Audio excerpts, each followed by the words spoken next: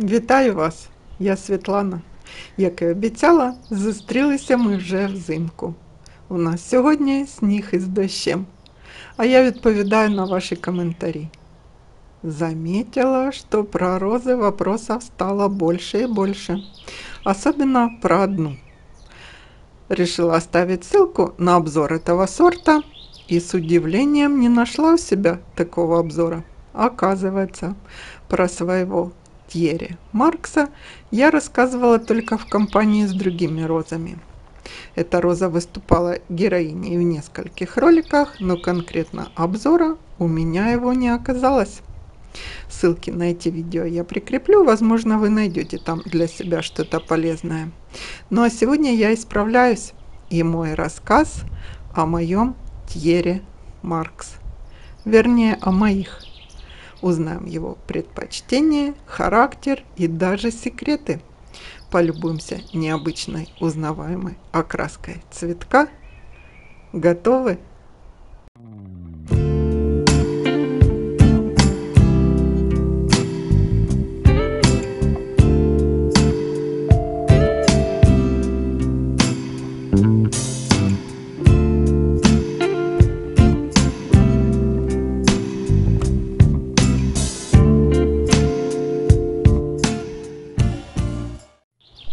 Роза Тьерри Маркс, селекции Дельбар, 2019 год, Флорибунда. Довольно новая роза. Много о ней вопросов, мало информации. Эта роза из серии «Великие повара», названа в честь французского звездного повара Тьерри Маркса. Честно говоря, я о таком не слышала. Розу выбирала по красивой картинке, как и многие из нас. Обзора не нашла. У меня посажено 2 куста Тьерри Маркс. Первый двухлетним на большом розовом кругу в компании с 72 розами. И второй куст на год младше на новой клумбе вокруг дома. Очаровалась первой и решила, обязательно мне нужна вторая. Клумбу возле дома закладывала в сентябре 22 года. Там почти все розы первогодки, несколько только я, которым места не нашлось, попересаживала туда. Мы ее иногда видим. Характеристики этого сорта я прикрепляю, можно остановить видео и посмотреть. Ну а сейчас я расскажу, как же этот сорт показал себя в моем саду. Кстати, выбирая розы, ищите обзоры, чтобы вы видели наглядно, не по картинкам выбирали, а то можно так попасть. Куст розы второгодки растет на полном солнце. Акцентирую, что там проложен капельный полив. Лейками вы не наполиваете розы, как и все растения в саду. Поэтому розам там комфортно даже в 40-градусную жару, как было у нас это лето. В этом году куст розы Тьерри Маркс в этом месте достиг размеров 1,40 м. На видео видно, я рассказывала там, по-моему, про хвойные какие-то и немножко сняла Тьерри Маркса. Это середина лета, по-моему, и там он в высоту мне чуть выше пояса. До конца осени он уже был почти по грудь. В ширину куст более-менее компактный, до 80 сантиметров. Стрелки в конце августа выпускает. Есть отдельные ветви со множеством бутонов. Но ветви крепкие и держат цветки ровно. Ветки не клонятся при сильных ветрах. У нас часто такие бывают. Ну или может соседи поддерживают его. Но ветви прочные. Листва темно-зеленая, полуглянцевая. Не глянцевая, блестящая, а полуглянцевая. Цветет без явных больших пауз, как, например, Августа Луиза роза. Там прямо видна пауза, нету долго цветов. А тут все лето, хоть одиночные бутоны, но у меня были на обоих кустах. Более интенсивно, мне кажется, все-таки вторая волна цветения, конечно, была, и особенно осень почему-то. Ну, у меня кусты еще молодые, может быть, что-то поменяется. По сорту заявлено, что цветок до 8 сантиметров. Мне кажется, у меня немножко крупнее цветы, до 10 где-то сантиметров. Ну, у моих роз так. Густо-махровый, до 100 лепестков при открытии. Квартированный цветок. Чашевидная такая форма. Невысокий бокал, чашевидная. Цвет. Вот цвет – это его отличительная черта. Центр цветка чернильного цвета, а наружные лепестки с бело-розовым реверсом и немножко темными прожилками. В стадии бутонов цветы бело-розовые, и мало что может предсказать такую темно-фиолетовую, даже темно-сиренево-черную середину, центр цветка. Но он показывается при дальнейшем раскрытии бутона. Когда цветок полностью раскроется, вот на видео видно, и слегка показывает центр, эта чернота постепенно размывается, уходит. Лучше всего его характерная черта видна, когда бутоны полураскрыты. Ну, вы на видео видите, именно темный цвет играет в центре. Но это роза-волшебница, и каждое утро можно наблюдать магию, переход к новому оттенку. Цветок держит по продолжительности, я бы сказала, среднее. Ну, до 5 дней, конечно, зависит от солнца, от жары, от ветров, дождей, но по сравнению с другими розами среднедолго. Обычно цветы одиночные или по 3 цветка. Но у меня, я сказала, уже были и кисти. Не огромные, ну, до 5, по-моему, цветов на одной ветви были. По аромату, что я могу сказать?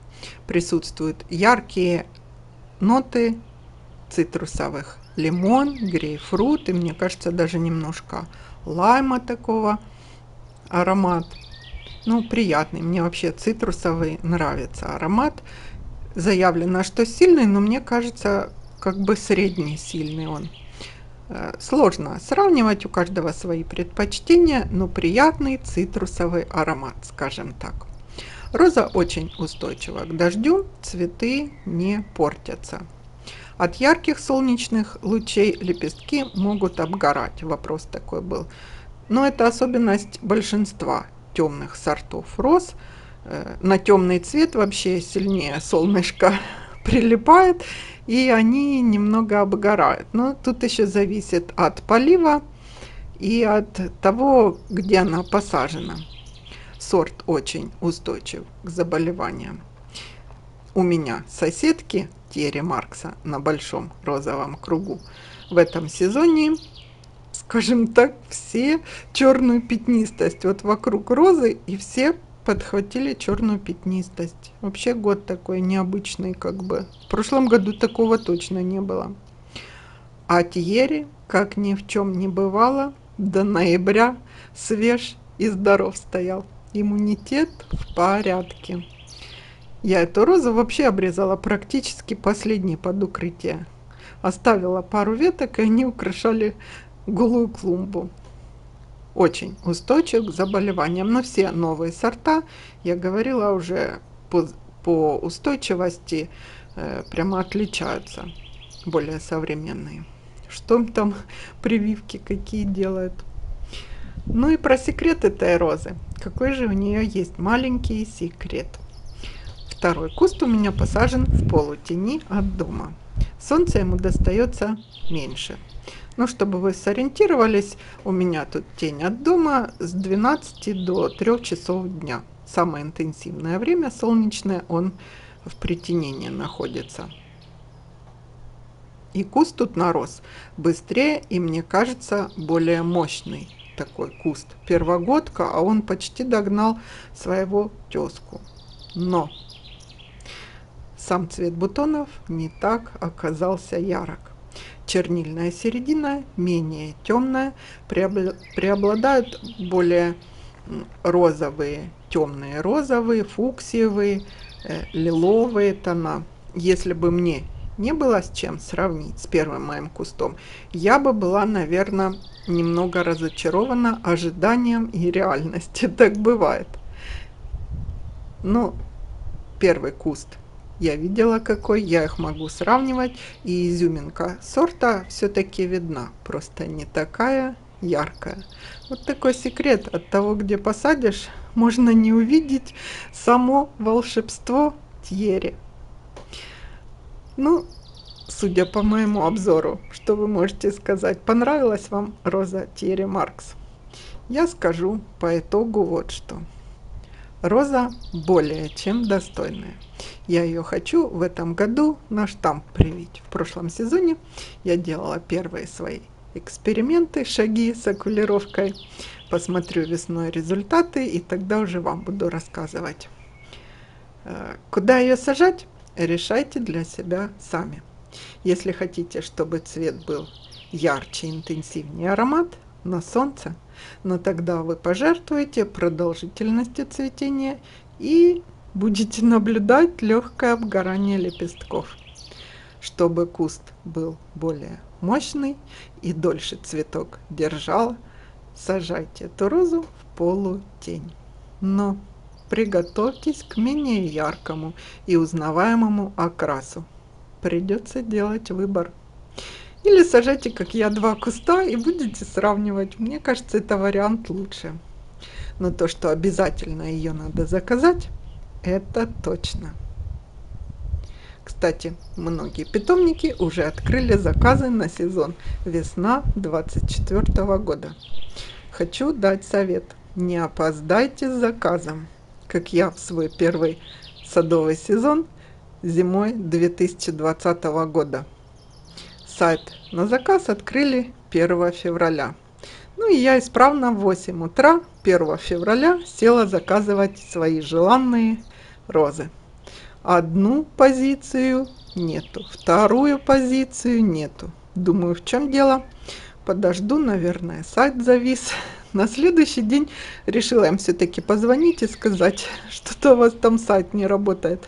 А менеджер мне отвечает, что все популярные сорта и новинки были распроданы за первые 15 минут в ночь на 1 февраля. Имейте это в виду. Ну, это у меня так было. И во всех больших питомниках происходит так же само. На ошибках учатся. Всем желаю заказать ту самую желанную розу, и пусть наши сады зацветут сугробом вопреки. Как вы там коротаете зимние вечера? Я там дело одно делаю. Позже покажу вам. Пишите в комментариях свои вопросы, я отвечу. И встретимся совсем скоро в моем новом видео.